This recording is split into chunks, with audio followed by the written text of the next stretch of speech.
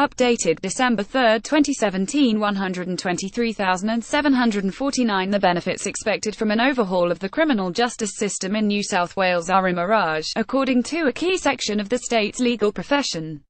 The NSW Bar Association said the reforms, which are aimed at encouraging offenders to plead guilty to crimes early, will not reduce the enormous backlog in the district court, which deals with a majority of serious criminal cases.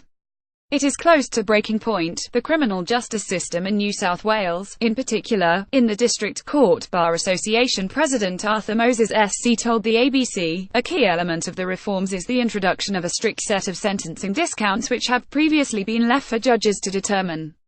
Those who plead guilty while their case is still in the local court will receive a sentence reduction of 25%. Offenders who wait longer will lose that benefit. The discount drops to 10% for guilty pleas up to 14 days before a trial and 5% after that. The government says this will encourage earlier pleas and reduce time and money wasted on preparing for trials that do not happen. I'm hoping we'll see a reduction in the backlog almost straight away, Attorney General Mark Speakman said, but obviously this will take some time to clear a backlog. Prosecutors and defense lawyers will be forced to discuss cases sooner, and simpler briefs of evidence will be permitted. The changes will also see the abolition of committal hearings in the local court. At the moment, magistrates use these hearings to decide whether there is enough evidence for a case to go to trial in the district or Supreme Court. Sometimes cases do not proceed beyond committal, or only go ahead on different charges. Under the changes, the role of magistrates in filtering cases will be replaced by a senior prosecutor who will certify charges. People will still be able to test the strength of evidence by cross-examining witnesses where appropriate, according to the policy. Doubts over whether backlog will even be cleared. However, lawyers have serious concerns about scrapping the current method of committals.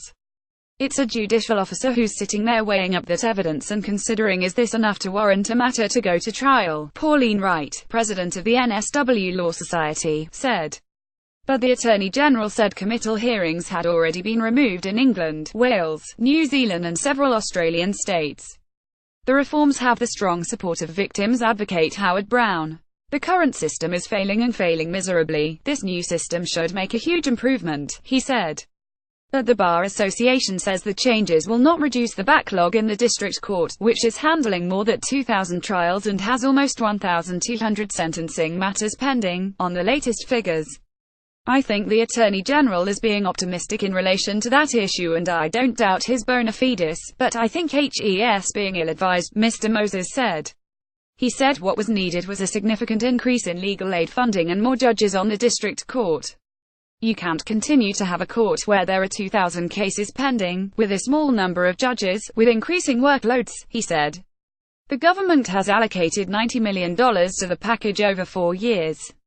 The DPP Department of Public Prosecutions and Legal Aid are being consulted extensively about the extra resourcing required and I'm satisfied that that resourcing will be in place, the Attorney General said. The changes are expected to take effect on April 30.